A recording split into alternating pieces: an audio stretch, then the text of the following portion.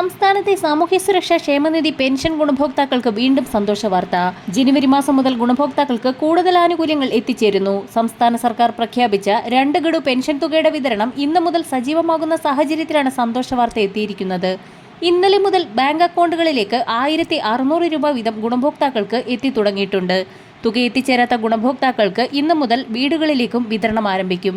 വിവിധ സ്കീമുകളിലായി പെൻഷൻ തുക കൈപ്പറ്റുന്ന 27 ലക്ഷത്തോളം വരുന്ന ബാങ്ക് അക്കൗണ്ടുകളിൽ തുക സ്വീകരിക്കുന്ന ഗുണഭോക്താക്കളിൽ 200 മുതൽ 500 രൂപ വരെയുള്ള കേന്ദ്രവിഹിതം മുടങ്ങിയിട്ടുള്ള ഗുണഭോക്താക്കൾക്കും തുക എത്തിച്ചേരും. വിധവ, വാർദ്ധക്യ, ഭിന്നശേഷി പെൻഷനുകളിലായി 8 ലക്ഷത്തോളം വരുന്ന ആളുകൾക്കാണ് കേന്ദ്രവിഹിതത്തിൽ കുറവ് വന്നിരിക്കുന്നത്. പെൻഷൻ തുക വിതരണത്തിന് കൈമാറിയതായി സേവന സൈറ്റിൽ സ്റ്റാറ്റസ് കാണിച്ചിട്ടും തുക ലഭിക്കാത്ത ഗുണഭോക്താക്കൾ ശ്രദ്ധിക്കുക. ഇവർക്കുള്ള തുകയും ഇന്നു മുതൽ എത്തിച്ചേരും. ഒരു മുടക്കവും കൂടാതെ ഇതുവരെയും 1600 രൂപ വീതം എത്തിച്ചേർന്ന ഗുണഭോക്താക്കൾക്ക് വീണ്ടും സന്തോഷ വാർത്ത എത്തിയിരിക്കുകയാണ്. 4 മാസത്തിലെ പെൻഷൻ കുടിശ്ശികയിലെ 1 ഗഡു കുടിശ്ശിക കൂടി ജനുവരി മാസത്തിലെ തനത് പെൻഷനോടൊപ്പം വിതരണം ചെയ്യും.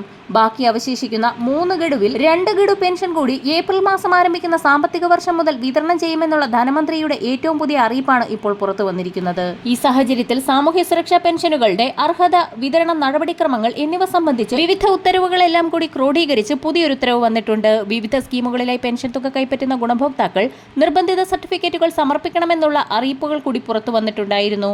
വിധവാ പെൻഷനുകൾ കൈപ്പറ്റുന്നവർ പുനർവാഹിതരായിട്ടില്ല എന്ന സാക്ഷ്യപത്രം, പെൻഷൻ അനുവദിക്കപ്പെട്ട തദ്ദേശ സ്ഥാപനങ്ങളുടെ അറിയിപ്പുകൾ പ്രകാരം ജനുവരി മാസം 31 മുൻപായി തന്നെ സമർപ്പിക്കേണ്ടതാണ്. അറിയിപ്പുകൾ ലഭിച്ചവർ മാത്രം ബന്ധപ്പെട്ട തദ്ദേശ സ്ഥാപനങ്ങളിൽ സർട്ടിഫിക്കറ്റുകൾ സമർപ്പിക്കേണ്ടതാണ്. ഇതോടൊപ്പം തന്നെ വരും ദിവസങ്ങളിൽ വാർഡ് തല പരിശോധനകൾ കർശനമാക്കും. വരും ദിവസങ്ങളിലെ പെൻഷൻ അറിയിപ്പുകൾക്കായി ചാനൽ സബ്സ്ക്രൈബ് ചെയ്യാൻ മറക്കാതിരിക്കുക.